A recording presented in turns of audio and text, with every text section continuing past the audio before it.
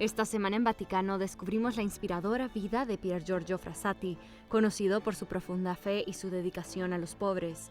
Escuchamos al cardenal Semeraro reflexionar sobre lo que hace que tanto Frassati como Carlo Acutis sean modelos de santidad en la actualidad, y profundizaremos en la vida de este último, Carlo, el santo moderno que supo combinar su amor por la tecnología con una profunda devoción por la Eucaristía. Todo esto y mucho más a continuación en Vaticano.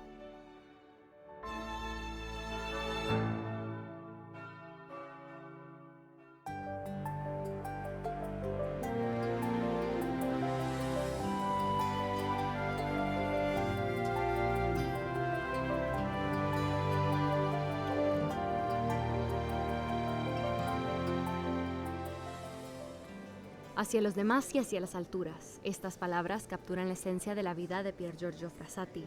Su mano siempre estaba extendida hacia los demás, hacia los necesitados, y sus ojos siempre estaban elevados hacia arriba, hacia Dios. En una búsqueda constante de lo divino, encontró alegría y renovación en las montañas, atraído por las cimas donde se sentía más cerca del Creador. Pier Giorgio Frassati nació en Turín en 1901 y murió allí mismo en 1925. Una vida corta, solo 24 años, profundamente ligada a esta ciudad, a sus amistades y a los lugares que marcaron sus días. Pier Giorgio nació en el seno de una familia acomodada de Turín y vivió en uno de los barrios más prósperos de la ciudad. Su padre, Alfredo Frassati, era propietario y director del periódico La Stampa. Asistió a una escuela jesuita y más tarde a uno de los institutos más prestigiosos de la capital piamontesa. Estaba muy unido a su hermana Luciana, quien tras su muerte publicó muchos escritos sobre él, ayudando a otros a comprender más profundamente la santidad de Pier Giorgio. Completó sus estudios matriculándose en la universidad para estudiar ingeniería minera. Fue una elección deliberada. Quería prepararse para una vida dedicada a trabajar con aquellos que consideraba, tal y como eran ampliamente reconocidos en aquella época, tanto en Europa como en el resto del mundo, como una de las clases sociales más explotadas, los mineros. Su objetivo era convertirse en un ingeniero que pudiera trabajar junto a uno de los gremios de trabajadores más desfavorecidos.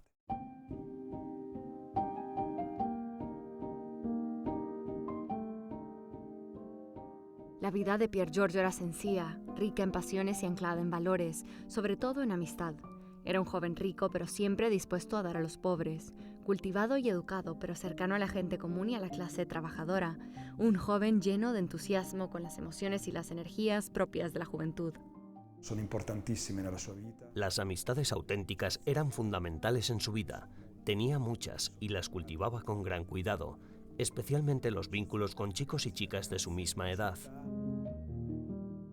La espiritualidad de Pier Giorgio se manifestaba en su frecuente participación en la adoración eucarística, especialmente en la iglesia de Santa Maria di Piazza, donde a veces pasaba gran parte de la noche en oración. Para él, cada ocasión era una oportunidad de unirse a Dios, lo que demostraba con incesante búsqueda de la fe y la paz interior. La iglesia de Santa Maria di Piazza es una de las iglesias del centro histórico de Turín. Fue uno de los lugares que Pier Giorgio frecuentaba durante su juventud, sobre todo cuando participaba en los grupos de adoración perpetua que allí se celebraban. Acudía a menudo, especialmente durante las sesiones de adoración nocturna, lo que hizo que la iglesia se convirtiera en una de las paradas clave de lo que hoy se conoce como el Frassatur, un recorrido por la ciudad de Turín que destaca los lugares que frecuentaba Pier Giorgio. Pier Giorgio Frassati era miembro activo de varias asociaciones, especialmente dentro del movimiento laico católico. Estaba comprometido con el desarrollo social y las obras de caridad y pertenecía a la Acción Católica, a la Sociedad de San Vicente de Paúl y a la Tercera Orden Dominicana. Dedicó toda su vida a los demás. Pero había más en él que su apostolado laico.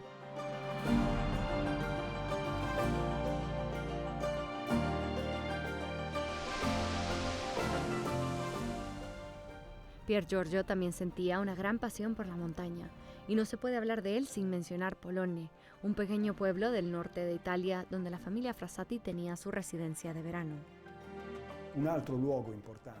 Polone es un lugar importante en esta biografía que no debe olvidarse. Es un pequeño pueblo, la ciudad natal de sus padres, en la provincia de Biella, a pocos kilómetros del santuario de Oropa. Era un lugar muy querido para él, porque allí pasaba sus vacaciones con su familia y desde allí podía ir a Europa a rezar y a buscar sus experiencias espirituales. Spirituali sue, molto sue. La montaña è sicuramente Las montañas eran para él un lugar de vacaciones, excursiones y amistad, especialmente amistades en las que profundizaba al caminar, vivir y compartir refugio en la montaña. Pero también era un espacio para lo espiritual, para su relación con Dios. Cuanto más alto subía, más sentía su cercanía, casi de forma física. percepita quasi fisicamente. Pier Giorgio Frassati estaba a solo un examen de obtener el título con el que había soñado cuando su vida se vio truncada. El 4 de julio de 1925, con solo 24 años, murió de un caso repentino de polio, que probablemente contrajo mientras ayudaba a una familia pobre necesitada.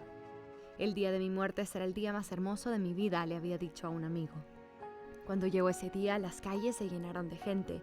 No estaban ahí por el apellido Frassati, sino por el propio Pier Giorgio, por la generosidad que había demostrado y por la grandeza de su corazón y su espíritu.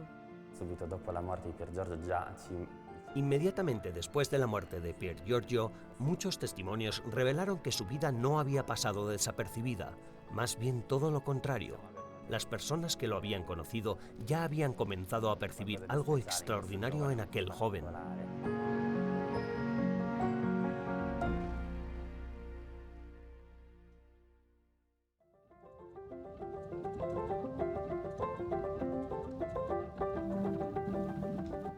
En 1990, Pier Giorgio Frassati fue beatificado por el Papa Juan Pablo II. Este reconocimiento se debió en parte al apoyo del Papa Juan Pablo II, quien había conocido la figura de Pier Giorgio a través de una exposición celebrada en Cracovia cuando era arzobispo de la ciudad. Para la canonización, la Iglesia exigía el reconocimiento de un milagro que se produjo a través de un seminarista de la Arquidiócesis de Los Ángeles, que se curó milagrosamente de una grave lesión en el tendón de Aquiles. Chi era Pier Giorgio ce lo dice oggi la Chiesa, era un santo di Dio. ¿Quién era Pier Giorgio? La Iglesia nos dice que era un santo de Dios, y yo añadiría que un santo muy propio del siglo XX, de nuestra época. Como dijo Juan Pablo II, en nuestro siglo Pier Giorgio Frassati encarnó un cristianismo creíble, que se compromete activamente con el mundo, con una fe como una lámpara colocada en lo alto para dar luz a todos. Un cristianesimo fatto come una lucerna che deve illuminare il mondo.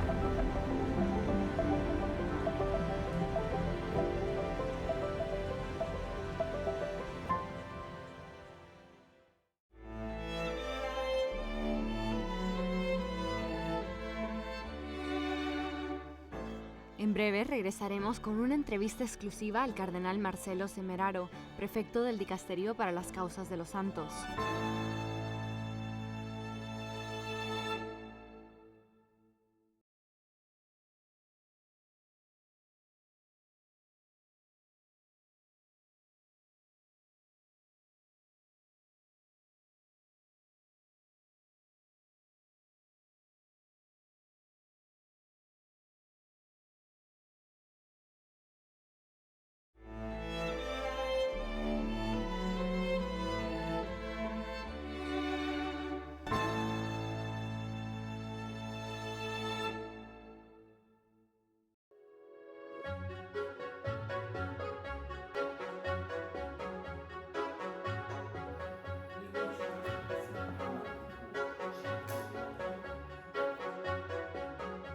Eminencia, muchas gracias por invitarnos a su oficina, aquí justo al lado de la Basílica de San Pedro.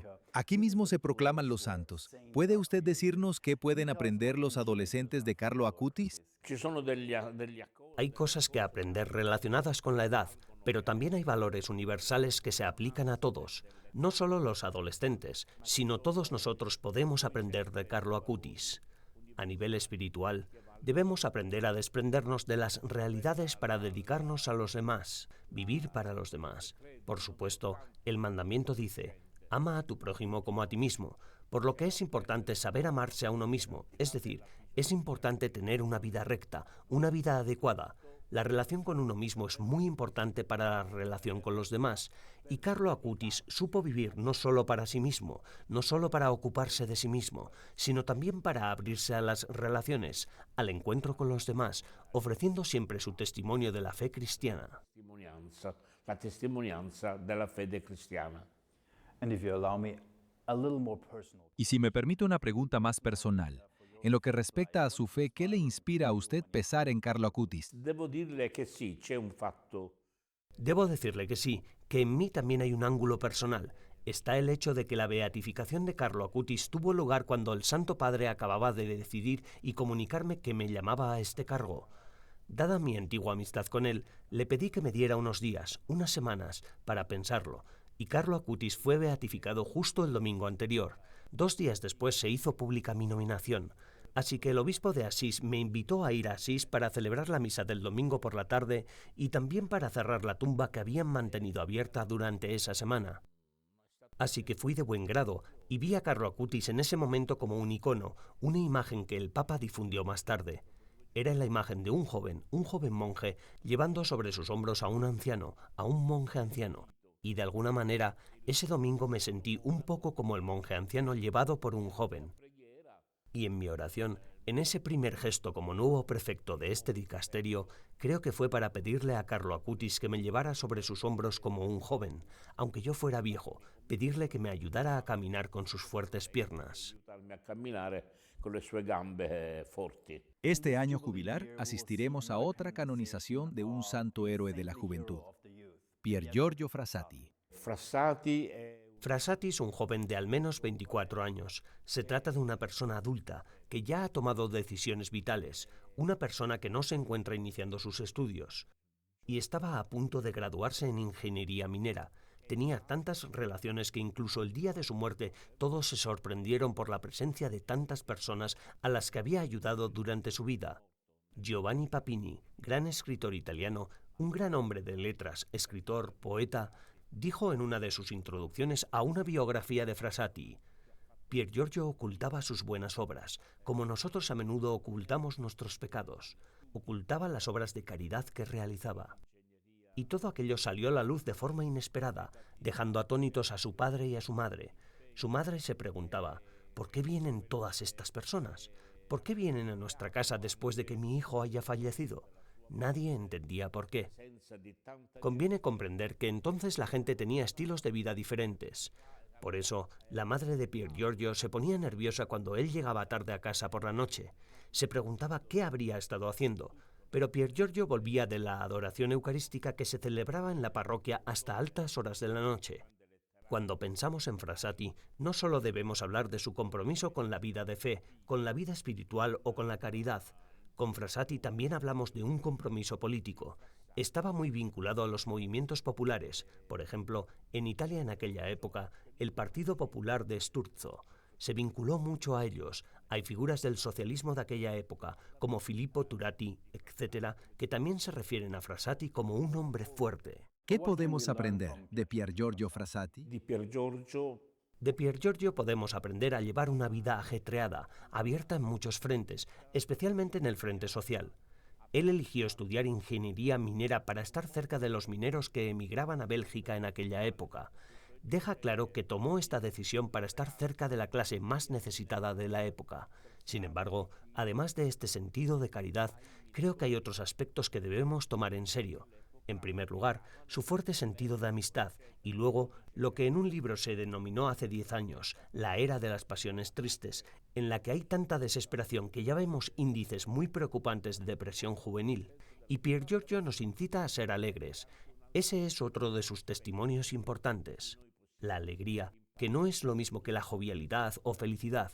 Al menos en el idioma italiano, la alegría es más que la simple felicidad, que está motivada por razones externas. La alegría, sin embargo, proviene de razones internas, proviene de la paz interior, de haber encontrado la propia identidad, de haber tomado decisiones vitales y de sentirse capaz de mantener relaciones serias. De ahí viene la alegría, y tal vez hoy necesitemos mucho de este tipo de alegría. Eminencia, muchas gracias por su tiempo y por invitarnos aquí. Gracias a ti, gracias por la entrevista, gracias.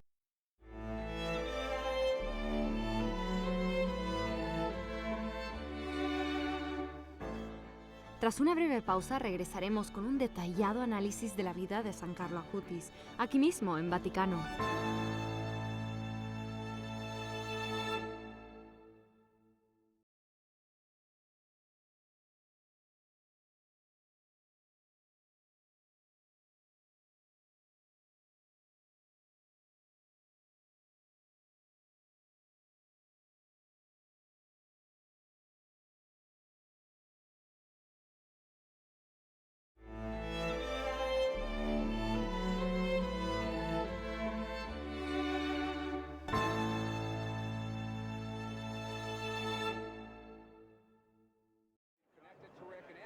En 1991, el lanzamiento de la World Wide Web supuso un logro técnico que cambiaría para siempre la vida de la humanidad.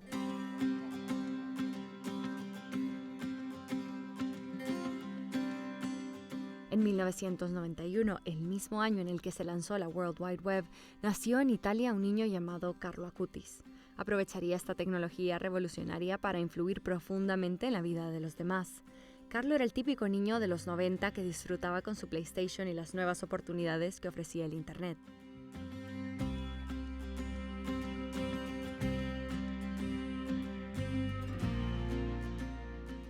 Sin embargo, también era profundamente religioso. A los 11 años ya había creado una página web que catalogaba milagros eucarísticos, fusionando sus habilidades tecnológicas con su devota fe.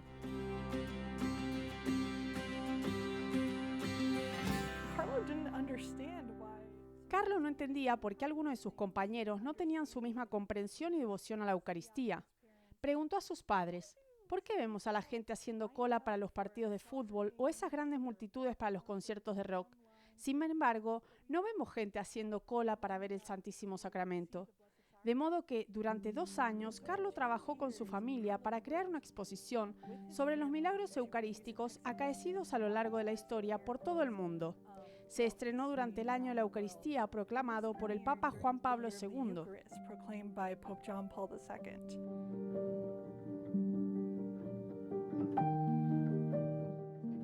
Antonia Salzano, madre de Carlo Acutis, señala que tras su primera comunión a los 7 años, Carlo nunca perdió la oportunidad de recibir la Eucaristía, sacando fuerzas de ella para vivir una vida íntegra. Esta profunda conexión con Cristo también le dio la fortaleza para aceptar su diagnóstico terminal, cuando inesperadamente su médico se lo comunicó. Carlo, cuando le dijeron que tenía leucemia, que era una enfermedad de la que incluso podía morir, sonrió y dijo: «El Señor me ha dado un hermoso despertador», como diciendo, «ha llegado mi hora». Y luego añadió, «no saldré vivo de esto, pero mamá, te daré muchas señales, no te preocupes». Carlo murió de leucemia en 2006 a los 15 años de edad. Ciertamente, mucha gente recuerda su funeral, pero parecía más una fiesta que un funeral. En realidad, creo que la fiesta era porque Carlo subió al cielo inmediatamente. Así se lo había pedido al Señor. Ofrezco mis sufrimientos por el Papa y por la Iglesia para no ir al purgatorio, para ir directamente al cielo. Yo creo que por eso el Señor le escuchó. Nacido en Londres y criado en Milán, Carlo Acutis está enterrado en la iglesia de Santa María la Mayor y en el santuario de la Spoliazione, en el casco antiguo de Asís.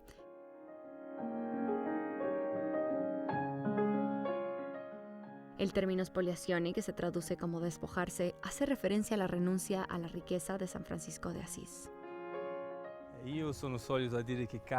Yo como siempre digo que Carlo es mi pequeño maestro porque me está enseñando mucho, sobre todo a redescubrir 2 grandes tesoros de mi vida, la Eucaristía y el amor a la Virgen María. Otra cosa que me llega mucho es su entrega total. Para Carlo no había medias tintas, era todo o nada. Antes de morir dijo, estar siempre cerca de Jesús, ese es mi plan de vida. No le importaba morir tan joven porque no había perdido ni un solo minuto de su vida haciendo cosas que no agradaban a Dios. Eso me llama mucho la atención. Questo mi colpisce molto. Voglio quella totalità in Dio, anch'io. Otra gran frase de Carlo que resume su devoción a la Eucaristía, que a él le gustaba decir, era: las personas que se ponen delante del sol se broncean, mientras que las personas que se ponen delante de la Eucaristía se convierten en santos. Carlo Acutis no solo ha cambiado la vida de su madre, que ha encontrado el camino de vuelta a Dios a través de su hijo, es un modelo para muchos jóvenes cristianos de hoy, porque ha demostrado que incluso las pequeñas acciones pueden tener gran impacto. Carlo creía que el mejor momento para rezar era durante la misa, justo después de la consagración. Decía, este es el mejor momento para hablar con Jesús y pedir gracias. La gente de su parroquia comentaba que les impresionaba ver la reverencia con la que aquel niño de 9 o 10 años subía a recibir la comunión y cómo se sentaba a rezar en silencio y se arrodillaba ante el sagrario en oración. Pero la corta vida de Carlo Acutis es también un reto para todos los católicos, debido a que plantea una cuestión importante. Si realmente creemos que Jesús está presente en la Sagrada Eucaristía, ¿por qué no hacemos todos los esfuerzos que podemos para intentar rezar delante del sagrario y recibir el Santísimo Sacramento tan a menudo como podamos?